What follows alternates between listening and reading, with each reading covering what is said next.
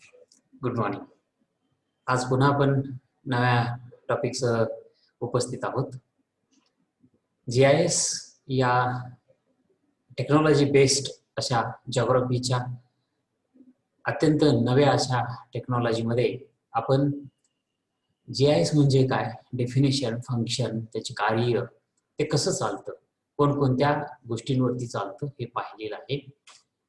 त्याचबरोबर त्याचे कॉम्पोनंट्स काय आहेत, घटक कोणते आहेत, त्याचे बेसिक 4 घटक आणि आणखीन 2 घटक असे 6 घटक आपण पाहिले की ज्याच्यामध्ये computer, hardware, software, data, geographical data, त्यानंतर ॲनालिस्ट जो ते यूज करेल किंवा कॉमन पीपल जे त्याचा बेनिफिट घेतील ते, आणि नेटवर्क, अशा सर्व गोष्टी मिळून जे कंपोनेंट्स तयार होतात तेही आपण पाहिले.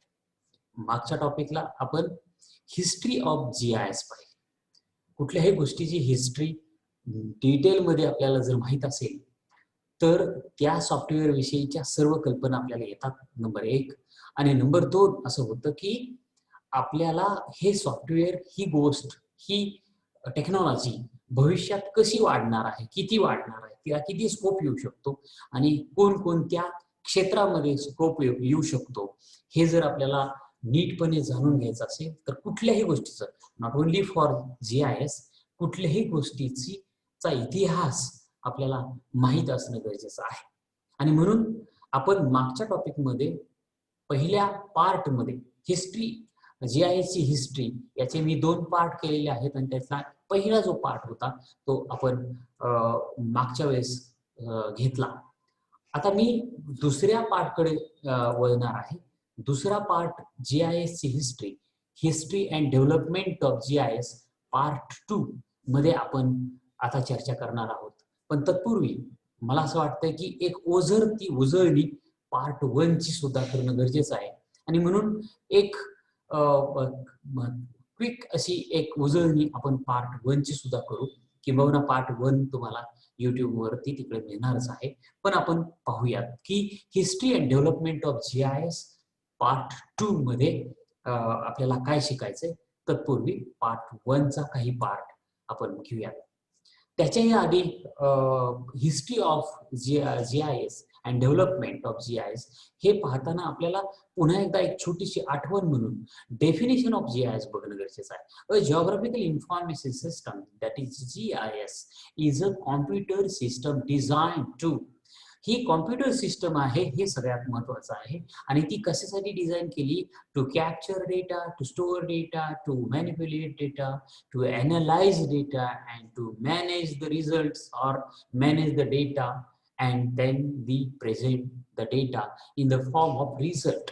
रिझल्टच्या फॉर्म मध्ये आपण डेटा देणं.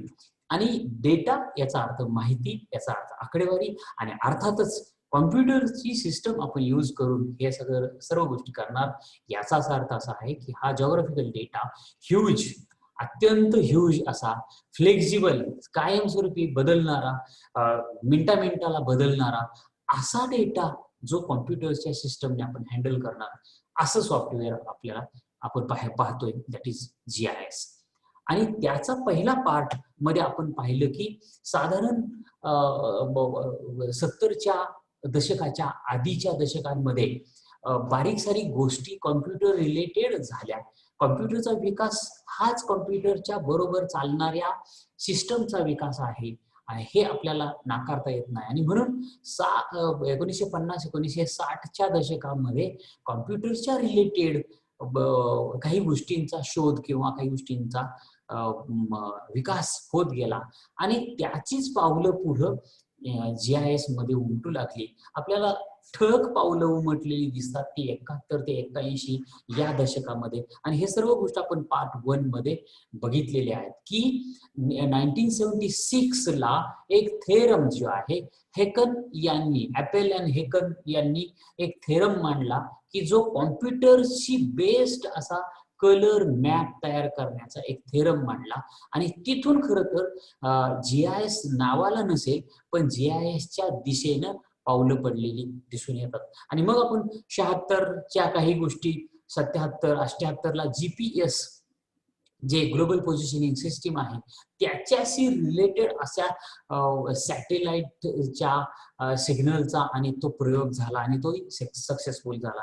आणि पुढे मग GDT 1980 साली जिओग्राफिकल डेटा टेक्नॉलॉजी नावाच्या नावाने संस्था स्थापन करून कुक यांनी डॉन कुक यांनी काही पावलं पुढे टाकलेली दिसतात. म्हणून 1971 ते 81 कॉम्प्युटर सिस्टम आणि त्याच्याबरोबर मॅप किंवा जिओग्राफिकल डेटा याला घेऊन प्रवास सुरू झालेला दिसतो. तो 1971च्या दशकापासून आपल्याला, म्हणून आपण ते मागच्या वेळेस डिटेल पाहिलेलं आहे. 1981 ते 90 इथं मात्र फार चांगली प्रगती झाली. ज्या इसरीचं खूप महत्वाचं म्हणून नाव GIच्या क्षेत्रात घेतलं जातं त्या इसरीने, त्या संस्थेने 1981 ला पहिल्यांदा काहीतरी मीटिंग घेऊन, काही ब्रेनस्टॉर्मिंग करून, काही एम्प्लॉईंना टेक्नॉलॉजी बेस्ड गोष्टींबद्दलची चर्चा घडवून आणली आणि तिथून त्यांनी प्रवास सुरू केला. आणि अगदी एकाच वर्षामध्ये त्यांनी अर्क इन्फो 1.0 नावाच्या GISच्या सॉफ्टवेअरची एक प्रकारची ट्रायल घेतली गेली. त्यानंतर मग ग्लोनास 1982चं जे ग्लोनास आहे नेव्हिगेशन सॅटेलाइट हे लॉन्च झालं आणि मग हा प्रवास 1981 ते 90च्या दशकात झाला. आणि याच्यामध्ये आता ज्याला नेटवर्कचा फायदा होतोय GISच्या आजच्या नेटवर्कचा, त्या नेटवर्कच्या पहिल्या पावलाला सुरुवात झाली ती 1989 ला www अशा स्वरूपाची वेब पेज सुरू करणं आणि या सगळ्या गोष्टीला एक स्वरूप देणं, तर तिथं सुरुवात झाली. आता 1991 ते खरं तर आजच्या तारखेपर्यंत खूप मोठा बदल झाला, कारण कॉम्प्युटर क्षेत्रामध्ये प्रचंड असा बदल झाला आणि मग ते सुद्धा आपण ओझरत असं घेतलं. 1981 ला फर्स्ट युरोपियन रिमोट सेन्सिंगने एक ERS-1 नावाचं सॅटेलाइट लॉन्च केलं की ज्याचा खूप फायदा GIS या क्षेत्राला झाला. त्यानंतर 91 ला फर्स्ट वेब पेज क्रिएट झालं. पुढे 93 ला आणखीन या वेबशी रिलेटेड आणि काही इंटरॅक्टिव्ह अशा मॅपिंगच्या विषयी खरं तर डेव्हलप काही गोष्टी झाल्या. 91 ला आपल्याला माहित आहे की आर्क व्ह्यू GIS 1.0 याची सुरुवात झाली. इसरीने 2001 ला अलीकडे आर्क GIS 8.1 म्हणजे आर्क इन्फो किंवा आर्क GISचं 1.0 पासूनचा प्रवास सुरू होऊन आता 8.1 2001 ला 20 वर्षापूर्वी, आजच्या दिवसाच्या 20 वर्षापूर्वी आर्क 8.1 हे रिलीज केलं आणि सक्सेसफुली ते रनही झालं. 2006 ला गुगल अर्थ, जे गुगलवरतीच आपल्याला पृथ्वीपृष्ठाचे च्या गोष्टी मिळतील असा प्रोग्राम सुद्धा 2006 ला रन झाला. इथपर्यंतचा पार्ट आपण part 1 history and development of GISच्या पार्ट 1 मध्ये पाहिलेला आहे. डिटेल्ससाठी तो व्हिडिओ आपण अवश्य पहा. आता इथून पुढं खरं तर मला वेगळीकडे हा टॉपिक न्यायचा आहे आणि तो टॉपिक वेगळीकडे नेत असताना आपण पाहतोय की हे झाले कॉम्प्युटरशी रिलेटेड डेव्हलपमेंट आणि सॉफ्टवेअरशी रिलेटेड डेव्हलपमेंट. आता मला संस्था पातळीवर त्या कशा डेव्हलप झाल्या, त्याच्यावर डिव्होशन करणाऱ्या संस्था कोणत्या की ज्यांनी खूप याच्यावर मेहनत घेतली, आणि नुसतंच कॉम्प्युटर नुसतंच त्यातलं सॉफ्टवेअर बदलून चालत नाही, तर त्याच्या बरोबर अनेक या क्षेत्राशी रिलेटेड अनेक गोष्टी बदलल्या. त्याचा सुद्धा डायरेक्टली आणि इनडायरेक्टली फायदा हा कसा GISला झाला हे इथून पुढे आपल्याला पार्ट 2 मध्ये पाहायचंय. म्हणून पहिलं इसरी एन्व्हायरमेंटल सिस्टम्स रिसर्च इन्स्टिट्यूट नावाची जी इन्स्टिट्यूट आहे, त्यांनी आत्ताच आपण पाहिलं की 1981 ला पहिली मीटिंग घेतली आणि कॉम्प्युटरमध्ये मॅपिंग काहीतरी वेगळं शक्य आहे, जे 1976 ला आपल्याला दिसतं की एक थेरम, कॉम्प्युटर बेस्ड मॅपिंगचा एक थेरम मांडला होता, त्याचा विचार कदाचित केला असेल. आणि 81 ला इसरी या संस्थेनं, एन्व्हायरमेंटल सिस्टम्स रिसर्च इन्स्टिट्यूट या संस्थेने आपल्याला दिसतं की अधिक कार्य सुरू केलं. 81 पासून 82 ला त्यांनी फर्स्ट आर्क इन्फो सुरू झालं आणि आज ऑगस्ट 2020 ला आपल्याला दिसतं की आर्क GIS 10.8.1 आणि आर्क GIS प्रो 2.6 वगैरेची व्हर्जन्स अत्यंत अपडेटेड भरपूर ऍप्लिकेशन असलेली व्हर्जन्स आपल्याला यूज मध्ये आहेत आणि ते सर्व श्रेय इस्रीचं आहे. इस्री नावाच्या संस्थेचं ESRI इस्री. सो अर्क GIS डेस्कटॉप जे आहे एक्स्ट्रीम सॉरी. सो यामध्ये या इस्रीचं जे श्रेय आहे त्यामध्ये अर्क मॅप, अर्क कॅटलॉग, अर्क टूलबॉक्स, अर्क ग्लोब, अर्क GIS प्रो, अर्क इन्फो अशा पद्धतीची सॉफ्टवेअरची लाईन आणि त्याच्यामधल्या अनेक व्हर्जनची लाईन आपल्याला दिसते आणि प्रत्येक व्हर्जन मध्ये नवनवीन क्वेरी अनालिसिसला मदत होणाऱ्या GISच्या डेटा बरोबर आणि भौगोलिक प्रश्नांबरोबर खेळता यावं आणि त्याच्यातलं बारकाव्यातल्या बारकावे रिसर्च मध्ये येतील अशा पद्धतीचं डेव्हलपमेंट जे सॉफ्टवेअर मध्ये केलं गेलं ते इस्रीनं म्हणजे इस्री या संस्थेचा history and development of GIS मध्ये खूप मोठा वाटा आहे, त्यांना विसरता येणार नाही. तर हा सगळ्यात महत्वाचा पाठ आपण लक्षात घेतला पाहिजे आणि म्हणून मग ही इस्रीने डेव्हलप केलेली जी सॉफ्टवेअरची रांग आहे ती सुद्धा आपल्याला लक्षात घेतली पाहिजे.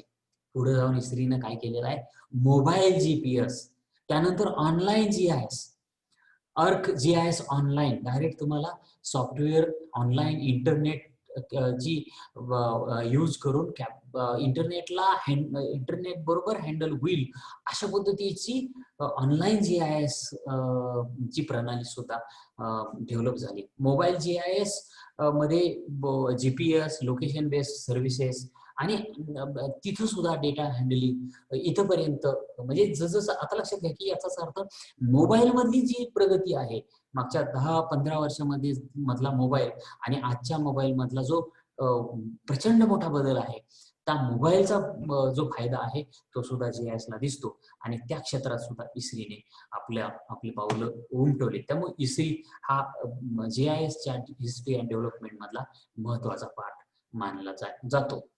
आता आपण आपल्याला गर्व आहे की आपल्या देशातल्या खूप चांगल्या अशा मोठ्या संस्थांनी सुद्धा खूप चांगलं काम केले. तर त्या संस्थेचं नाव IIRS, Indian institute of remote sensing, IIRS ही जी संस्था आहे ती डिपार्टमेंट ऑफ स्पेस केंद्र शासनाच्या इंडियन स्पेस रिसर्च ऑर्गनायझेशनची एक सिस्टर इन्स्टिट्यूट किंवा संलग्नित अशी ही संस्था आहे आणि तिचा शॉर्ट फॉर्म IIRS म्हणून आपण पाहतो.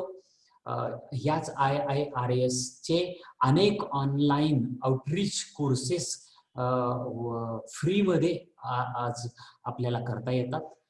ते कदाचित आपण केले असतील किंवा आपण कराल.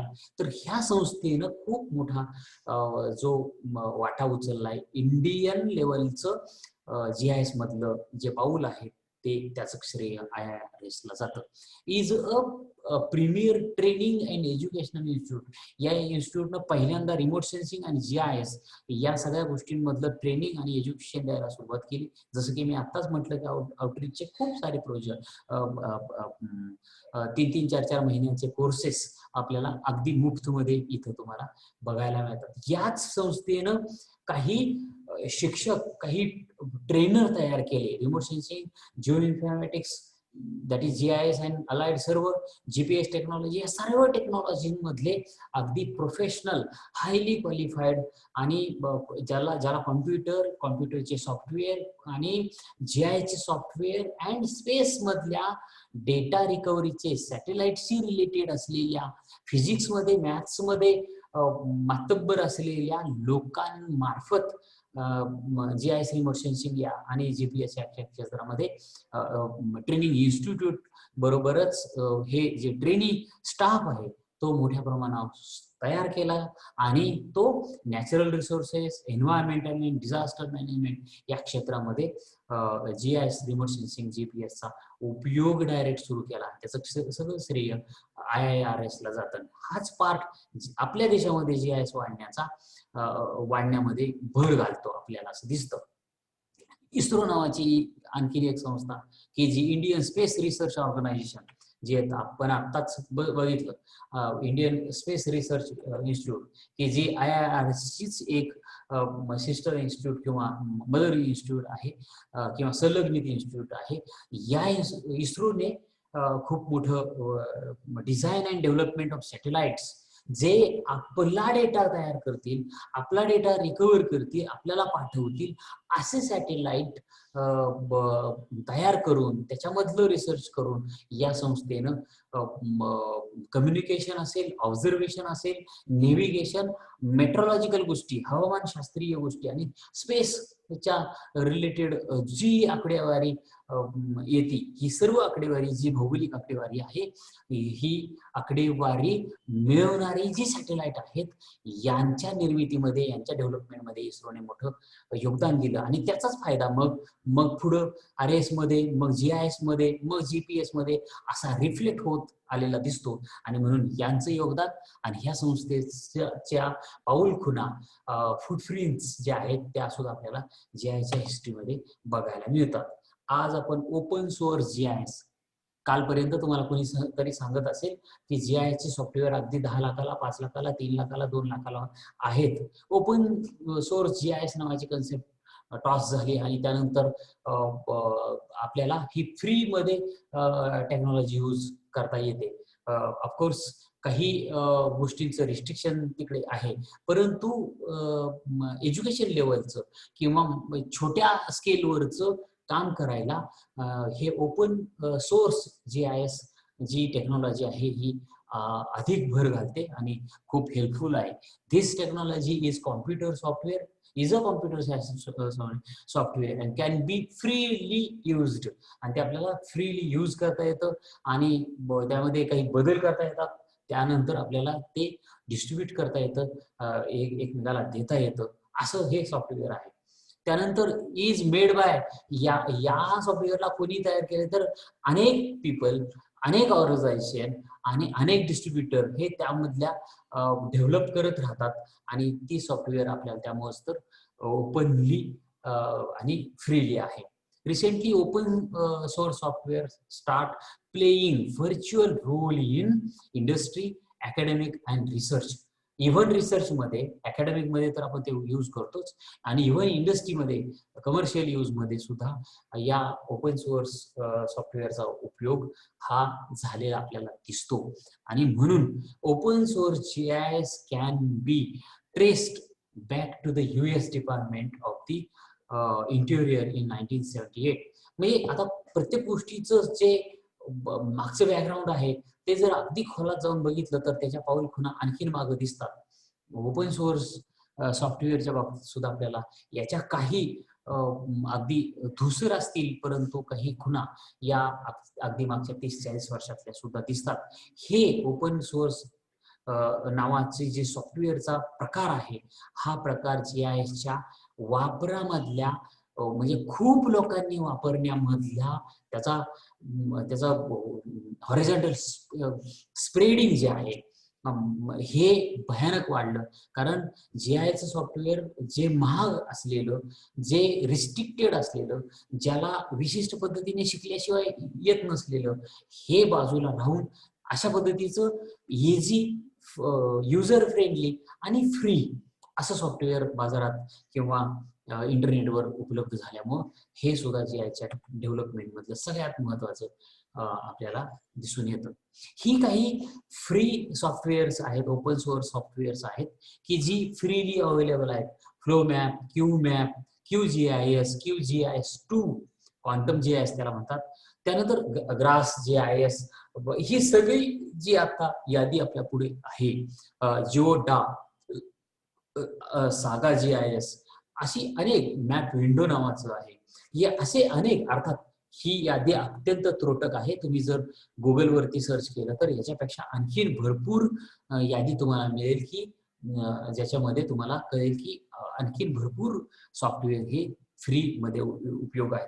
याचा उल्लेख इथं का केलाय? फ्री मध्ये जी आहे सॉफ्टवेअर आणि तेही भरपूर पातळीवर, म्हणजे तुम्हाला काय म्हणायचं, पर्याय आहेत, अल्टरनेटिव्ह आहेत की हे नाही मला जमलं मी दुसरं वापरेन, मला ते जमत नाही मी तिसरं वापरेन. ऍक्च्युली प्रत्येक सॉफ्टवेअरचा बेस जो आहे, प्रिन्सिपल, त्याचं तत्व जे आहे ते समानच आहे. फक्त काही फॅसिलिटीज आणि काही गोष्टी वेगळ्या असतात. आणि म्हणून ज्याला जे सॉफ्टवेअर इझी वाटेल ते तुम्हाला फ्रीमध्ये अवेलेबल असल्यामुळं तुमची डिपेंडन्सी कमी होते, अवलंबिता कमी होते आणि त्यामुळेच मग हा स्प्रेड, यूजचा जो स्प्रेड आहे, पॉप्युलॅरिटीचा जो स्प्रेड आहे तो वाढतो. आणि त्यामुळं फ्री GIS हे एक GISच्या डेव्हलपमेंट मधलं महत्वाचं पाऊल असं मानलं पाहिजे. मी आणखीन आता तुम्हाला तुमचं लक्ष दुसरीकडे वळवेन, ते म्हणजे कॉम्प्युटर अँड अलाइड डिव्हायसेस, त्याचे जे इक्विपमेंट्स, बाकीचे टूल्स आहेत, हे वाढणं, यातली प्रगती होणे कसं फायद्याचं आहे. अगदी बघा, लक्षात घ्या की साईज, आपल्या पीसीचा साईज, ते लॅपटॉप, आता टॅब आणि परत मोबाईल मध्ये सुद्धा GIS आला. सो साईज, कॅरी करण्याचा साईज पीसीचा, कॉम्प्युटरचा आला, हे सगळ्यात महत्वाचं. दुसरं, लाईफ, ड्युरेबिलिटी, इझी हँडलिंग. म्हणजे पूर्वी तुम्हाला माहिती असेल की GISच्या लॅबच्या बाहेर चप्पल काढून सगळी धूळ बाजूला करून आपण आत येत होतो. आज चप्पल स्टँडवरतीच लॅपटॉप मांडून लोक काम करतात. सो त्याची जी ड्युरेबिलिटी आहे, त्याचं आयुष्य जे आहे कॉम्प्युटरचं, ते प्रचंड वाढले. त्याला साध्या साध्या गोष्टींनी काय होत नाही. दुसरं, कॉस्ट इफेक्टिव्ह. अगदी अगदी 10-15 वर्षापूर्वी अगदी डेस्कटॉप 1 GB ची हार्ड डिस्क असलेला पीसी सुद्धा माझ्या कल्पनेप्रमाणे मी स्वतःच 72,000 रुपयाला विकत घेतला होता 1999 ला. सो 99 ला जो 72,000 रुपयाला पीसी मी विकत घेतला, त्या क्वालिटीच्या पेक्षा 1000 पट त्याची स्टोरेज कॅपॅसिटी असेल, कित्येक पट रॅम असेल, ही बदललेली आणि इझी असेल, इतकं चांगला कॉम्प्युटर किंवा लॅपटॉप आज मला 70,000 मध्ये 2 किंवा 3 मिळत आहेत. तर ह्या सगळ्या गोष्टी झाल्या. रॅम वाढली, रॅमचं स्पीड वाढलं, मेमरी स्टोरेज, आता तुम्हाला माहिती आहे केबी मध्ये, किलो बाईट्स, केबी, मग MB, मग GB, इथपर्यंत आपल्याला मजल होती.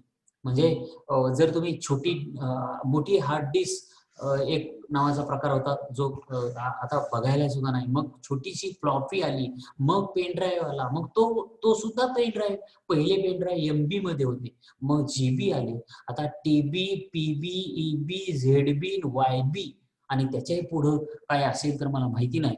पण आता YB पर्यंत स्टोरेज कॅपॅसिटी असलेले गोष्टी पुढे आल्या. ही सगळ्यात महत्वाची बाब. म्हणजे आपण कितीही मोठा डेटा, कितीही इमेजेस आपल्या कॉम्प्युटरमध्ये इन्सर्ट करू शकतो. इव्हन डिस्प्ले डिव्हाइस, मॉनिटरची साईज असेल, इव्हन प्रिंटिंगची गोष्ट असेल, इव्हन स्कॅनिंग आता मोबाईलमध्ये स्कॅनिंग आलं आहे, ते सुद्धा हाय रिझोल्युशनचं आहे. त्यानंतर एकच डिव्हाइस, मल्टी फॅसिलिटीज. एक प्रिंटर असतो, त्याच्यामध्ये स्कॅनर आहे, कॅमेरा आहे, फोटो आहे, फॅक्स आहे, अनेक गोष्टी आहेत.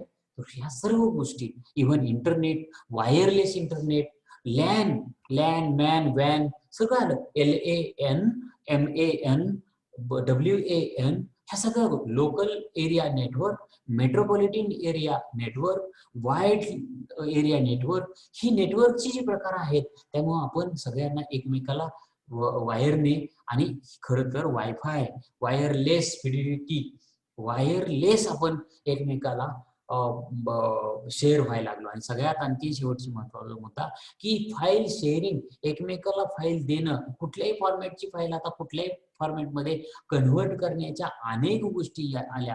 Word to PDF, PDF to JPG, JPG to word, word to excel, अनेक गोष्टी. या ज्या फॉर्मॅट बदलच्या गोष्टी आहेत, त्या ज्या सॉफ्टवेअरला जो फॉर्मॅट आवश्यक आहे त्या फॉर्मॅटमध्ये आपण त्याला शेअर करू शकतोय. हे सुद्धा GISच्या क्रांतीमध्ये खूप महत्त्वाचे पॉइंट्स आहेत आणि म्हणून history and development of GIS मध्ये या सर्व गोष्टी सुद्धा आपण लक्षात घेतल्या पाहिजेत असं मला असं वाटतं. आणि म्हणून GISच्या हिस्ट्री पाहत असताना अगदी 1977चा थेरम असेल, 91चं इस्रीचं मीटिंग असेल, 1982चं इस्रीनं काढलेलं पहिलं सॉफ्टवेअर असेल, ग्लोनास 1977 च्या आसपास असलेलं नेव्हिगेशनचं सॅटेलाइट असेल. असा प्रवास पाहत असताना आत्ताच आपण GISच्या हिस्ट्री अँड डेव्हलपमेंटच्या पार्ट 2 मध्ये जे पाहिलं की संस्था जे इस्री आहे, जी आपली IIRS आहे, आपली इस्रो आहे, या संस्थेचं काम, त्यानंतर संस्थेच्या व्यतिरिक्त ओपन GIS जे सर्व लोक डेव्हलप करतायत आणि त्यामुळे फ्री अवेलेबल असलेली सॉफ्टवेअर असतील ती असतील, आणि आता शेवटच्या स्लाइडमध्ये आपण पाहिलेलं कॉम्प्युटर आणि कॉम्प्युटरच्या अलाइड गोष्टी, कॉम्प्युटरचा कॅपॅसिटी, कॉम्प्युटरची रनिंग स्पीड आणि ह्या सर्व गोष्टी ज्या ट्रिमेंडस बदलल्या, हा सर्व पार्ट आपण GISची हिस्ट्री अँड डेव्हलपमेंटचाच पार्ट आहे असं मानू शकतो, म्हणू शकतो. आणि इथं मला हा सेकंड पार्ट संपन्न झाला असं म्हणायचंय. होप की आपल्याला हा टॉपिक आवडला असेल, आपल्याला यातल्या गोष्टी आवश्यक आणि गरजेच्या वाटल्या असतील, कृपया त्याची आपण नोंद घ्याल ही अपेक्षा ठेवून पुन्हा एकदा शुभ सकाळ आपली घेऊन आपली रजा घेतो. आपण वेळ दिल्याबद्दल सर्वांचे आभार, धन्यवाद.